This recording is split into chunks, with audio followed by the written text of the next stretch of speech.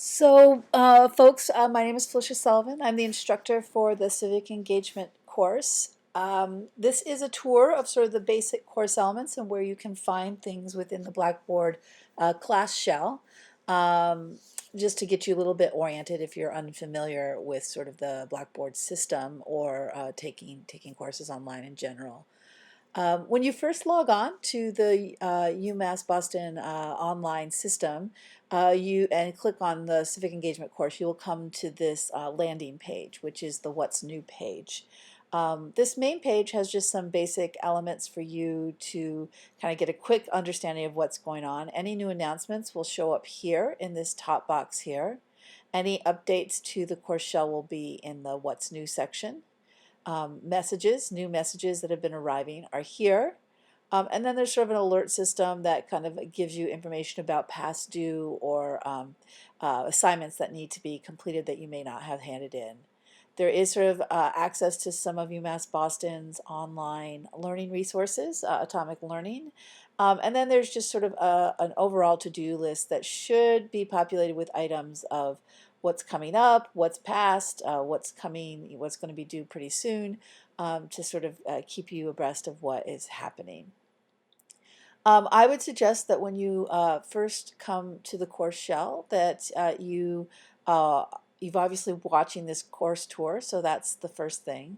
Then I would suggest clicking on the Start Here item on the sidebar menu, which will take you to a bunch of elements that are critical to getting yourself oriented. A welcome video from myself, produced by the UMass Boston AV staff. But then most importantly, the syllabus. So you can click here and get the most current syllabus. It should be the one that was sent to you via email before the course started. You can click on this and print it up for your own use, but it's also always here. There is then my instructor contact. You can click on any of these items and it will bring you to the fuller item. So this gives you access to where my email is, a phone number if you want to have a phone conversation. This is more of a conference call number. And then various, my Skype handle and other options for doing video conferencing. The fastest way to contact me is either through messaging within this course shell or through my email. Again, also this phone number is for an appointed phone conversation. It's a conference line, so this is not my direct line. So we would need to schedule a time and then use this number to dial in. You can always get back to items by clicking on the breadcrumbs up here. After looking at the syllabus and see my contact information, again, here's a link to the course tour. This is a set of little steps or suggestions for being successful in an online class. You don't have to take every single one of these steps to heart, but in general, I find that if folks kind of take these items as sort of seriously as they can, which are mostly about communicating and keeping on top of things and keeping connected, in general, you will be pretty successful in an online class. I think where people get stalled is when they don't keep on top of the communications and the day-to-day and week-to-week assignments. There's also access here to a course question and answers discussion board, a threaded discussion board. There's also a link to this on the sidebar over here, a course Q&A board. Basically, if you have a question about the course, technology within the course, assignments, due dates, problems, I would suggest that you actually share on the course discussion board so that when I answer, you can your classmates get the benefit of the answer, because chances are if you have something that you're struggling with, they also are struggling with it. Also, you have the added benefit that if you put something out there, one of your classmates might respond to you quicker than I do and answer your question. If you want to make sure to get updates to the course, to the discussion boards, you can also, apart from coming here into the course every week and looking at it, you can just subscribe to the discussion boards so that messages are sent to your email connected to the course shell, so that when things are updated, you get an email notification so you don't have to remember to log in. In addition, back to the getting started items. Hold on a second. We're going to go back. Oops, we're going to go back here to the start here. You can also find a link here to our VoiceThread. VoiceThread is a tool that allows us to do, we will be using quite a bit to do presentations and threaded video discussion boards. There is a tour for the VoiceThread to get you to on the sidebar here so you can understand how it works. And you may also need to log into VoiceThread when you first click on this, and it would be using the same credentials that you access the course bulletin, the course shell with. It is important that you make sure that this is working for you and that it's working properly, because there's an assignment in the very first week to test that, an autobiographical assignment. So I think that it's a useful tool. And because we don't meet in person, it is a way to get a sense of your classmates and for your classmates to get a sense of you, because they can hear your voice, they can see images that you're sharing with them. So I think it's a really important tool to understand. Again, there's also a shortcut to VoiceThread on the sidebar here that can help you out. A shortcut to VoiceThread help, and there's also a VoiceThread tour to help you understand how it works. So I would take advantage of those. And then the other two items here in the Get Started or Start Here folder are just some general Blackboard help and a document conversion tool. Once you've kind of gotten yourself familiar with these sort of basic mechanics of the course, I would then actually come over to the Major Projects folder and get oriented to what are the big major assignments that will be due over the course of the semester. There is at the top here an item that shows all of the projects that are due as part of the major projects, as well as all of the due dates. So they're always here for you so that they're easy to access. They're also in the syllabus, and they're also listed on each item within the major course tour. There is a major projects tour, so I'm not going to go into each of these items, but basically there are 4 major projects, and each project has more than one item in it. So you can kind of take a look at those major projects through the tour.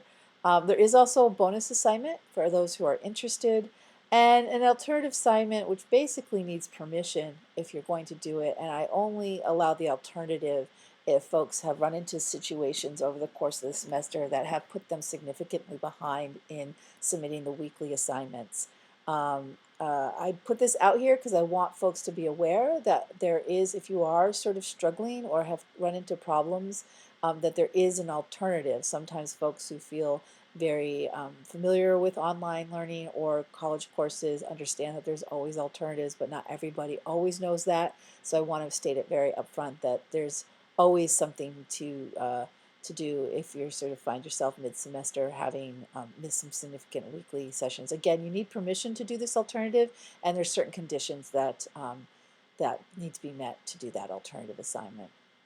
After looking at the major projects, we've looked at the syllabus and you've looked at all the sort of get started items, and you're now looked at the major projects. I would then take a look at the first session. So each week a new class session will be released. Right now we only have session 1. So there'll be each of these is a folder that contains multiple items.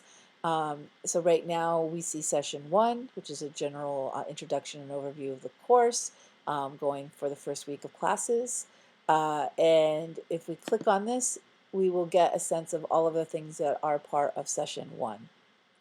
It takes a little time to open up. Okay, so here we go. Once things open up for session 1, it's asking you, here's the items in order. I suggest in general that you try to work through these things in order, but you don't have to.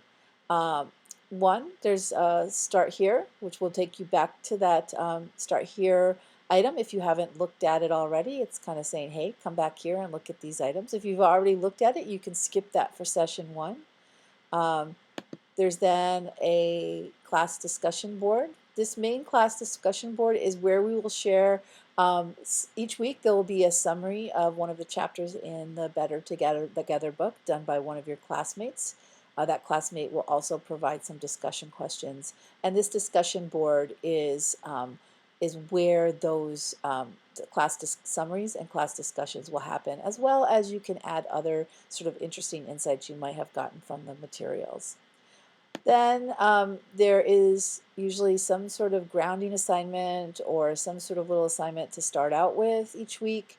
In this first week, it's an autobiographical assignment. It tells you sort of the instructions are here on how to do this.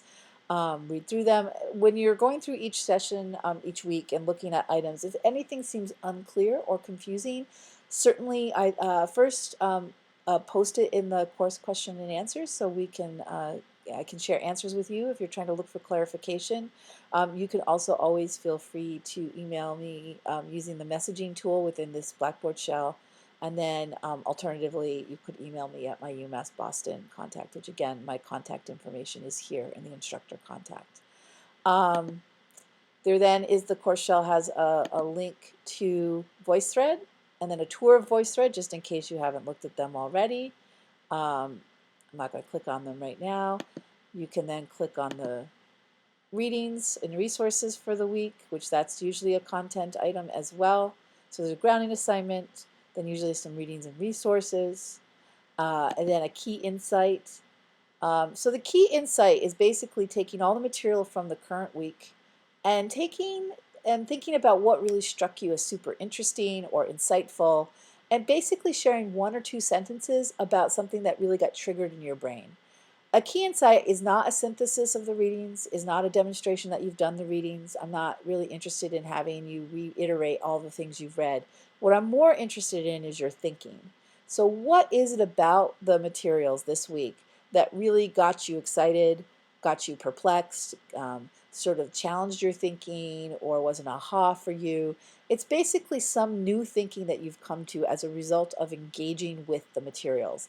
And basically it's a short little blurb about what you realized or came to or understood that was new or interesting to you, or you're taking away, like a really key learning that you took away. So what the key insight is intended to do is to really give me some insight into what did you personally take as an interesting learning from the week's materials and that you're going to take with you forward. It is not a reiteration of the material. It's not a long thing. It is really short and sort of, I was really interested that da da da da, or it was amazing that I came to understand how these things were linked, or whatever it is in your mind. We'll work this through the first few sessions, and you'll get the hang of it. And I know it seems sort of uh, uh, not the way serial, not you just demonstrating that you've done the readings. I'm assuming you've done the readings. This is an upper level undergraduate course, and I assume that you're here to learn, so that's what I'm interested in. And then each week there's also a reflection, often with a reflection prompt, which asks you to go deeper into an issue or a topic that was sort of brought up during the course materials. So there's usually prompts. If you're not familiar with reflect thinking about it, how are you connecting the information to your own sense of what's important to you? So that's what I'm really trying to get interested in sort of understanding through these reflection pieces. And again, if you're not really familiar with reflective writing, I would visit these couple of links here to get a sense of what a good reflective writing piece should have. And then sometimes there's another little bits of information here, like in this first week is a link to one of the assignments that's part of the personal engagement project, which is one of the major projects. There's always going to be a link to the major projects folder, and there will always be a link to the course feedback. Course feedback, which I'll share with you in just a moment, is anonymous feedback that you can provide at any time. There's always a link every week. I would prefer that if things are not working or a certain session is sort of clunky or wasn't interesting, that you share that with me. I take notes. I try to adjust the things I can immediately if they are in the course. And then I also keep them as a reference, so when I come back the next semester to tweak the course, I take into consideration what students have shared with me in the previous course, so I can make adjustments. So I try to make adjustments during the course so that you benefit from things that aren't working for you and your classmates, but I also make adjustments for future classes as well. So really, if things are particularly good, share them. If they're particularly not good, share them. Again, it's anonymous. It doesn't affect your my own impression of what you're doing. I really just want honest, critical feedback about how things are working in the course. And please try not to be shy about being very honest about the course and how it's working. I can only, communication is extremely important within an online course like this where we don't meet face-to-face on a weekly basis or even in real time. So really, these kinds of information is very critical to a well-functioning course. So that's usually the basic structure of each course. There's items that you work your way through each week. Again, will be items will be released. There are different ways. You can certainly see all of the items listed here. Sometimes this listing might not show up, and that's because it's been collapsed into the larger um, window. So you can just open it up again by releasing it there. You can also, I clicked on each item here, but there's also a forward and back that can step you through each item if you want. So there's different ways to work with this material once it's been released. So right now you only see session 1, but then session 2 will be released right below it. And you can always come back to sessions that have already been released and engage with the material there if you haven't, if for some reason you were late in getting access to something. So those are the course sessions. So certainly look at the syllabus, look at the major projects, and then get started with the first class session and what's going on. Again, here, just finishing up the items on this first part of the sidebar. Again, you can get a tour of the VoiceThread tool and how it works. Then there's also a course feedback form, and let me just show you how, which I referenced is available in each class session, but it's also available here on the sidebar. It will take you to a Google Forms. Basically, you'll tell me which session this feedback is related to, if it's the overall course or a specific session. Share anything positive. Oh, I have this twice. I need to get rid of that. Sorry about that. Anything that should be improved, and anything that you have other ideas you want to share or address. And then you can always access your grades by clicking on the My Grades.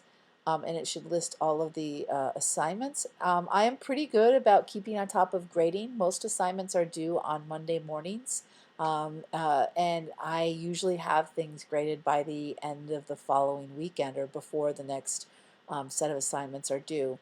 So, and if I am delayed in that, I will often let people know that. With major projects, it takes me a little longer.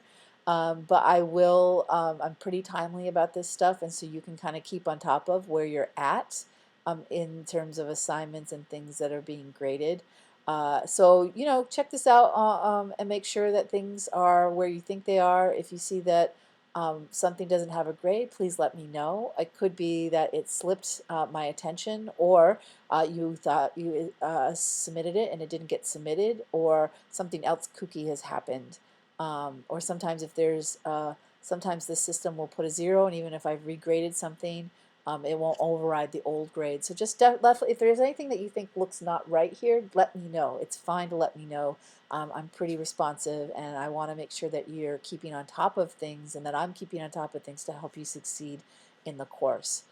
So you can always sort of look at that. Right now we're looking at all. You can look at the items that have been graded, or the upcoming items, or things that you've submitted. There are different ways to view the grade book. Then, so those are the main course elements that are here in the top part of the sidebar. And then these last, the bottom part of the sidebar are mostly a bunch of communication tools. Again, any announcements that have gone through, you can click here and look at them, but they're also displayed on the main landing page. Again, direct access to my contact information, the course calendar, which right now I'm not sure yet has been populated with assignment due dates and such.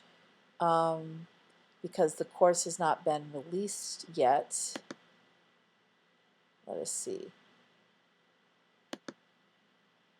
Yeah, the course hasn't been released, so the assignments are not showing up. But you can also have your calendar, I think, may also pull in everything from your other classes too. But I would also just, find out whatever time management tool works best for you and work that together. Then there's also direct access to the class discussion board here. Again, just like the course Q&A, you can subscribe to this board so that when new things are added, you get an email to the email that's attached to this course shell. But you could also just come and look at the discussion board and see what new items have been listed. Again, a direct link to the course Q&A, direct link to VoiceThread, web conferencing. Blackboard has a tool called Collaborate, which is embedded within Blackboard. There are some assignments that are about having small group conversations. One of the ways in which your small group, once they're assigned, might choose to operate is to all come together and participate in a live web conferencing feature. But there are other web conferencing tools outside of Blackboard, like Skype or Google Hangout, that you might want to choose to use. Then there's the messages for the course, which I probably will move up closer to the top of this this items, just so in case you're looking for it. This is just your general in and out box. I prefer to use this as the main way to communicate with students because then everything is contained within the course. So if I need to go back and there were some misunderstandings about assignments or what was due or whatever, it's all contained within this course and isn't mingled up with all my other general email. I check this about once a day. However, my UMass Boston email is a much more timely way, so if you absolutely need urgently to get in touch with me, you should use my UMass Boston email. But I do prefer this as the main course communication tool, just so everything's contained within the course shell. Then there are a couple of help resources here. So that's basically it. That is sort of the overview of the course shell. It is really important to get really on top of things at the very start of the semester, really get an understanding of where things are located, what is due, what the overall scope of the course is, and really then get yourself prepared for the semester. Things are always a little bit chaotic at the beginning of the semester and feel a bit overwhelming, but you will get the kind of gist of how this course works pretty quickly. Each weekly session is organized in a very similar fashion. I hope that it's not hard to find the things that you're looking for. But if you have any questions, please do not hesitate to contact me. And again, it is really important to be in communication within this course because really it's the only way that I know that you're there and that you're participating, and it's the only way that your classmates know that you're there. So being present within the course is important and on a regular basis. Otherwise, and if you're feeling like shy or uncertain or not pretty confident, just try as you will to just kind of get yourself out there and just contribute something to the discussion board. If you want to know or have a question and you don't want your classmates to see it, just email me privately and I will get back to you. I'm certainly willing to schedule phone conversations with people. I'm pretty accessible. I don't have regular office hours. I've tried that in the past and nobody shows up. So I think it's better if people feel like they have things that are trying to work through. I am very adaptable and can schedule times at various points of the semester.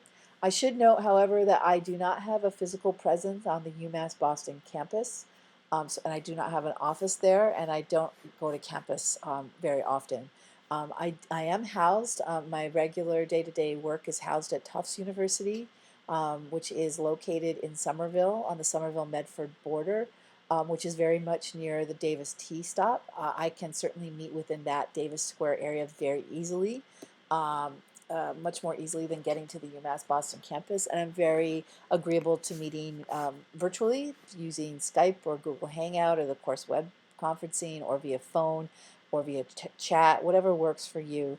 But just be aware that I don't have a physical office at UMass Boston as a sort of a lecturer there. So again, I'm looking forward to the course and hope you enjoy it as well. So thank you.